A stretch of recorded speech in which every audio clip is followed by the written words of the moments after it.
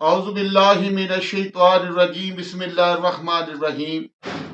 मेरे मोहतरम बुजुर्गों, दोस्तों, भाइयों, मेरे बुजुर्गों, जिस तरह कि असी डंगर दे मेदे दे गल कीती कि डंगर गवाली करदा है ते पट्ठे साबत कढ़ दिंदा है, उस मौजू ते असां अपने चैनल दे उत्ते एक वीडियो शो कीती है। ओहदे ते मैं कुछ जड़ियां बूटियां बयान कीतियां ने।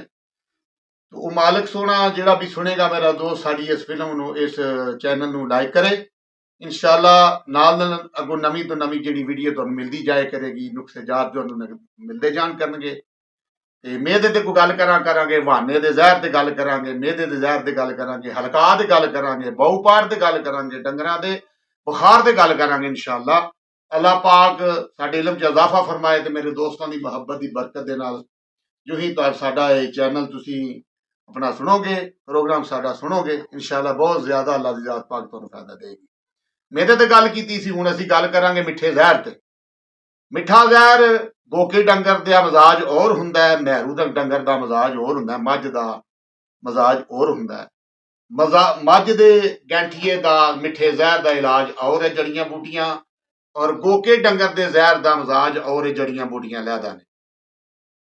मझ नूं जहरबाद हो जाए, ਇਹਦੇ ਤੇ 5 ਤੋਂ 6 ਚੀਜ਼ਾਂ 6 ਚੀਜ਼ਾਂ ਐਸੀਆਂ ਸਾਂ ਜਿਹਦੇ ਉੱਤੇ ਅਸਾਂ ਤਜਰਬਾ ਕੀਤਾ ਹੈ। 100% ਮਾਲਕ ਨੇ ਸਾਨੂੰ ਰਿਜ਼ਲਟ ਦਿੱਤਾ ਹੈ। ਸਭ ਤੋਂ ਪਹਿਲਾਂ ਮੇਰੇ ਦੋਸਤੋ, ਇੱਕ ਪਾ ਕੌੜ ਲੈਣੀ ਹੈ। ਇੱਕ ਪਾ ਕੌੜ ਲੈਣੀ ਹੈ।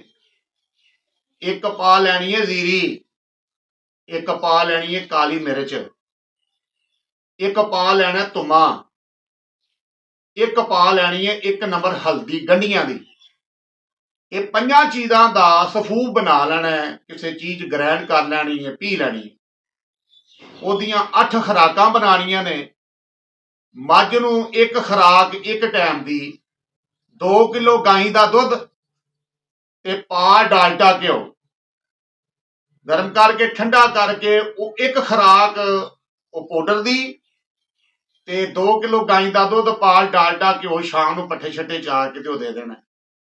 ये 8 खुराकां ते बहुत दूर की बात है। जिस वेले 4 खुराकां जाणगियां, इंशाअल्लाह तुहानूं रिजल्ट मिलना शुरू हो जाएगा। मिठा जहर थन बहाने ते भी काम करदा है।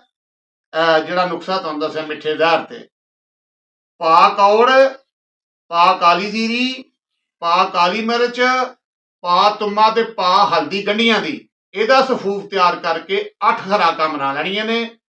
2 किलो गाई का दुध पा विच डालडा घ्यो पा के ते ओहदे नाल शाम नूं ओह पूरी जिहड़ी है ना 8 खुराकां दे विच 1 खुराक लैके ते दुध दे नाल घ्यो नाल मझ नूं दे देनी है। इंशाअल्लाह अल्लाह पाक तुहानूं, अल्लाह दी जात पाक हजूर दी तफैल, सरकारे दो आलम सल्लल्लाहु अलैहि वसल्लम दी दुआ नाल, पंजतन पाक दी दुआ नाल तुहानूं रिजल्ट 100/100 रिजल्ट मिलेगा। और इंशाअल्लाह अगले प्रोग्राम, अगली अपना चैनल दे अगले प्रोग्राम दे विच तुहानूं असीं गाई दा भी इंशाअल्लाह दस देंगे, गाई दा किहड़ा नुक्स है। अल्लाह पाक तुहानूं और सानूं अमल करने की तौफीक अता फरमाए। आमीन।